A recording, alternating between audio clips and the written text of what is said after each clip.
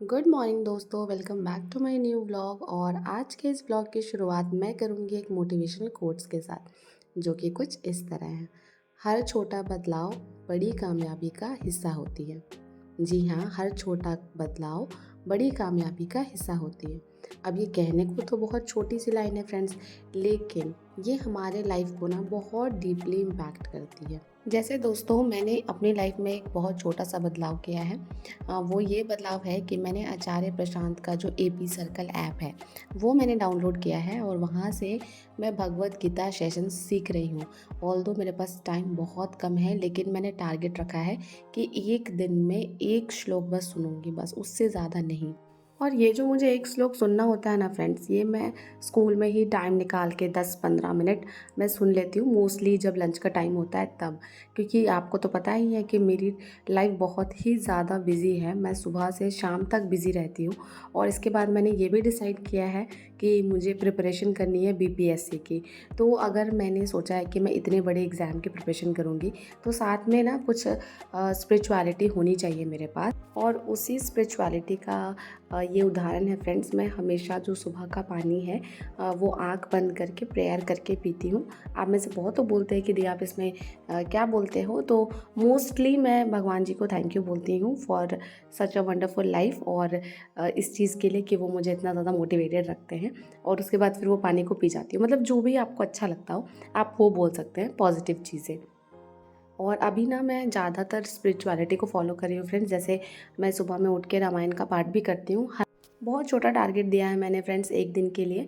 हर दिन मैं केवल 5 श्लोक पढ़ती हूँ, बस उससे ज़्यादा मैं नहीं पढ़ती, क्योंकि उससे ज़्यादा टाइम नहीं होता। सुबह मुझे स्कूल जाना होता है, और स्पिरिचुअल होना है मेरे लिए इसलिए भी ज़्यादा ज़रूरी है क्योंकि जब हम किसी बड़े एग्ज़ाम की तैयारी करते हैं तो हम जस्ट मोटिवेशन से काम नहीं चला सकते कि हाँ तुम्हें पढ़ना है, ऐसा सोच कर मैं उस एग्ज़ाम को क्रैक नहीं कर सकती। उस एग्ज़ाम के लिए मुझे बहुत ज़्यादा डेप्थ नॉलेज होनी चाहिए अपने बारे में भी, इनफैक्ट कि मैं कैसी हूँ, मेरी क्या चॉइसेस हैं, और मैं क्या लाइफ में करना चाहती हूँ। और इसके अलावा मेरे पास ना एक ठहराव होना चाहिए। अगर मैं तुरंत छोटी छोटी बातों पर इमोशनली ब्रेक हो जाऊंगी, नेगेटिव सोचने लगूंगी, या फिर डाइवर्ट हो जाऊंगी, तो शायद इस एग्ज़ाम को क्रैक करना नेक्स्ट टाइम पॉसिबल है।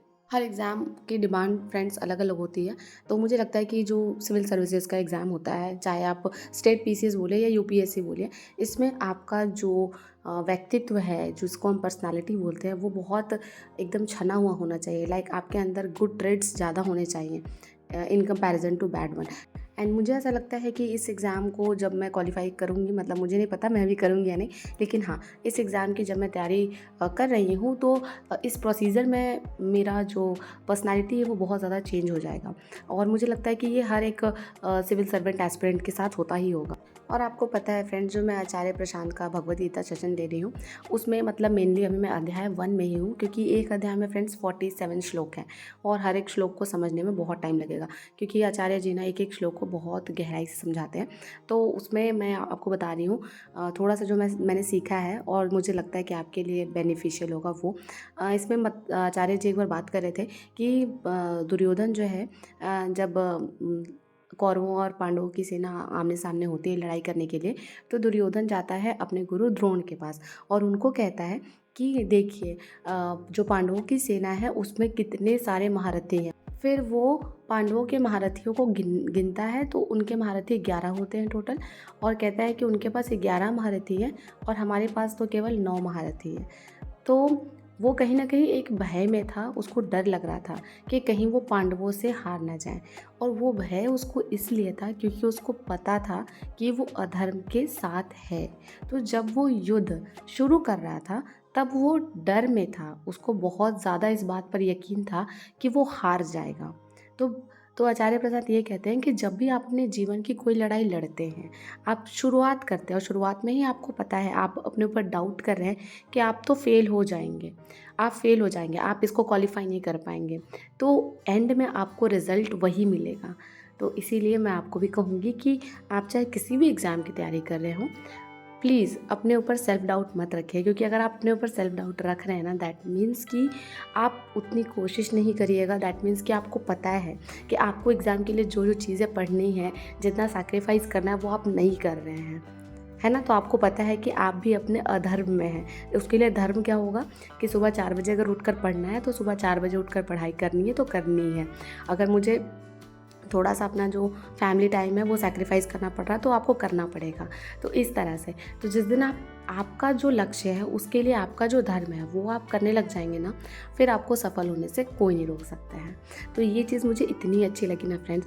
और सोचिए ये सिर्फ भगवद गीता का अध्याय 1 है और अध्याय 1 का कोई श्लोक होगा बस, क्योंकि उसमें टोटल 47 श्लोक है। तो मुझे ऐसा लग रहा है कि जब मैं पूरा 700 श्लोक पढ़ लूँगी तो मेरी नॉलेज कितनी बढ़ जाएगी। और अभी जब मैंने डिसाइड किया है कि मैं बीपीएससी का एग्ज़ाम दूंगी तो अब मुझे इधर तैयारी पे भी थोड़ा टाइम स्पेंड करना होगा। तो दोनों के लिए मैंने 1 साल का टाइम रखा है कि भगवद गीता भी मुझे 1 साल में सीखनी है और एट द सेम टाइम मुझे बीपीएससी का सिलेबस भी 1 साल में कंप्लीट करना है और एग्ज़ाम देना है।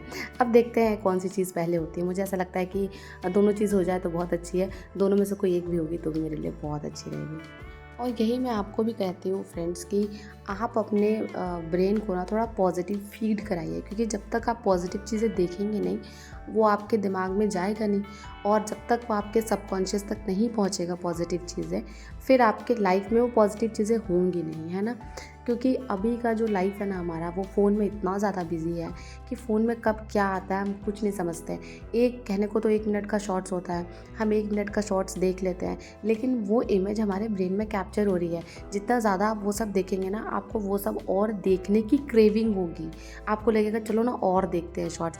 लेकिन वो चीज़ आपका मेमोरी पावर कम कर रहा है, आपका जो रिटेंशन पावर है वो भी कम कर रहा है, और आपका जो ध्यान है, अटेंशन पावर, दोनों ख़त्म कर रहा है वो।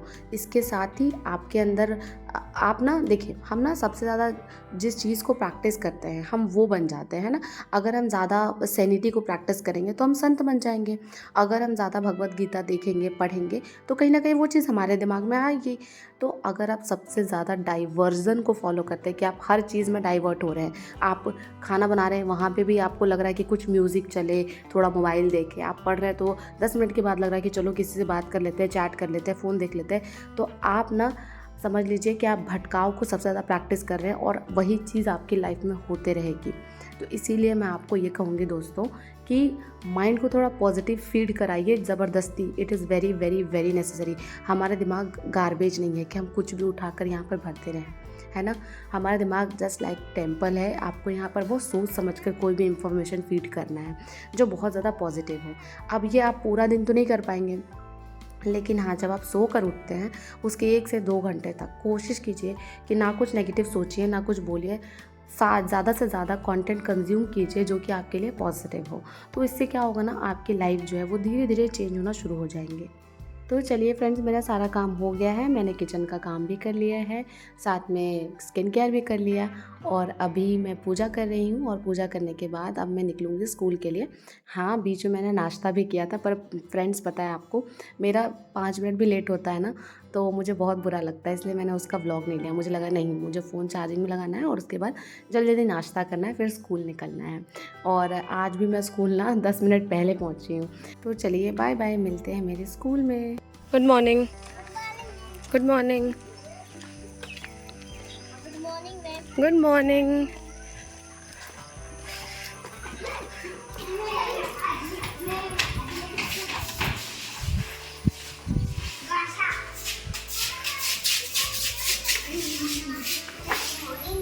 चलो इधर आओ, इधर आओ। तो बहुत बात करती हो। चलो देखो इधर बोर्ड पे बता रहा है कौन सी संख्या बड़ी है, ठीक है।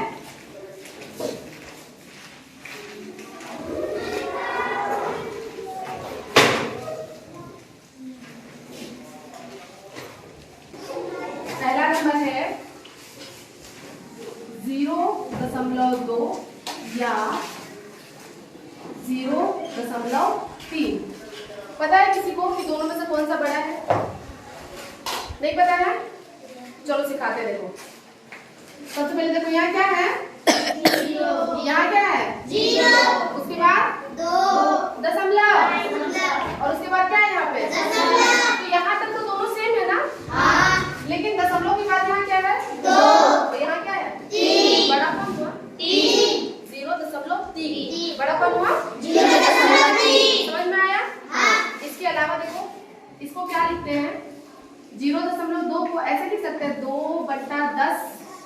लिखेंगे ना? सिखा के तुम लोग को। और 0.3 को क्या लिखेंगे? 3/10। तो ये 10वां भाग है ना? हाँ। और यहाँ भी ये 10वां भाग है। हाँ। और 2/10 बड़ा है कि 3/10? 3/10। 3/10। तो दोनों में बड़ा कौन होगा? 0.3। इसको कैसे लिखेंगे बच्चों? इसको ऐसे लिखेंगे 0.2। बड़ा कौन है? 0.3। कहाँ गई थी तुम लोग? घूमते रहती हो, उतना देर से तुम्हारा पानी पीना नहीं हुआ है। आओ क्लास में। मातेगी। चलो अब दूसरा क्वेश्चन देखो। पहला सबको समझ में आ गया है ना? इसके बाद यहाँ क्या है? यहाँ अभी भी दोनों समान है। इसके बाद यहाँ 0 और यहाँ 0 अभी भी दोनों समान है। इसके बाद यहाँ 7 यहाँ 5 बड़ा कौन हुआ? 7। हाँ कौन बड़ा हुआ? 0.07। और जो बड़ा होता है उसकी तरफ ये चीज लगाते हैं बहुत जल्दी। ए लड़का इधर आओ, इधर आओ तुम। बहुत जल्दी आ गए। तुमको स्कूल का टाइमिंग पता है कि नहीं पता है? कितने बजे स्कूल का टाइमिंग? तो इतना देर से क्यों आ रहे हो? टोपी खोलो। सबको आ गया समझ में? चलो 8.3 को बनाओ तो खुद से क्वेश्चन हम लिख दे। तो चलिए फ्रेंड्स, अब मैं स्कूल से वापस आ गई हूँ और दिन भर क्लास ले ले करना फ्रेंड्स मेरी हालत ऐसी हो जाती है। और आपने मुझे बच्चों को डांटते हुए सुना होगा, तो मैं ये बिलीव करती हूँ कि अगर अभी मैं बच्चों को डांटूंगी नहीं, उनको डिसिप्लिन नहीं सिखाऊंगी, तो शायद वो हमेशा ऐसे ही रहेंगे, स्कूल लेट से आएंगे, बहाना बनाकर क्लासेस अटेंड नहीं करेंगे। और ऐसा नहीं है, मजाक मस्ती भी करती हूँ लेकिन एक लिमिट में, क्योंकि मुझे ऐसा लगता है कि टीचर और दोस्त में डिफरेंस होना चाहिए। क्योंकि बच्चों के दोस्त हज़ार हो सकते हैं लेकिन टीचर, उनको अच्छा टीचर कभी कभार बहुत सालों में एक बार मिलता है। तो अगर हम कुछ उनकी लाइफ में ऐड कर सकते हैं वैल्यू, तो हमें ज़रूर करना चाहिए। तो इसीलिए मैं उनको कभी कभी डांटती भी हूँ, स्पेशली जब वो झूठ बोल कर जाते हैं कि मैं पानी पीने जा रही हूँ मैम, और आते हैं 1 घंटे के बाद, आधे घंटे के बाद, तब मुझे बहुत ज़्यादा गुस्सा आता है। पता है फ्रेंड्स, मैं स्कूल से वापस आ गई हूँ और अभी बज रहे हैं 6, 5:30 में वापस आई थी। आधे घंटे फ्रेश होने में लगते हैं और मेरे पैर इतना ज़्यादा दर्द देता है ना फ्रेंड्स स्कूल से वापस आने के बाद, क्योंकि जितने देर स्कूल में रहती हूँ उतने देर खड़े होकर पढ़ाती हूँ, घूम घूम कर, चल चल कर, तो उस वजह से मेरा पैर दर्द लगता है। और अभी फ़िलहाल मैं पीऊँगी अपनी चाय और फिर अपने हस्बैंड से बात करूँगी, 1 घंटे का प्रॉपर रेस्ट लूँगी और फिर शाम के 7 बजे से मैं पढ़ना शुरू करूँगी। तो चलिए फ्रेंड्स, मैंने चाय भी पी लिया है शाम का, और इवनिंग टी मेरे लिए बहुत इंपॉर्टेंट होता है। और अब मैं पढ़ने आ गई हूँ, और आज मुझे सच बता रही हूँ, सीरियसली पढ़ने में इतने दिनों के बाद बहुत अजीब लग रहा था। मतलब ऐसा लग रहा था कि मैं बहुत सालों के बाद स्टार्ट कर रही हूँ, लेकिन कोई बात नहीं, धीरे धीरे करके मैं फिर से अपनी हैबिट में वापस आ जाऊँगी। हेलो फ्रेंड्स, तो फाइनली बज रहे हैं शाम के 7:10। ओके, नहीं, 7:20 फ्रेंड्स, आपको दिख रहा होगा। और अभी ना फ्रेंड्स, आप में से बहुत लोग मेरे से पूछ रहे थे कि दीदी आपने किसका बैच परचेज किया है। तो देखिए, मुझे तो कोई आइडिया है नहीं कि कहाँ से पढ़ना है, कहाँ से शुरू करना है।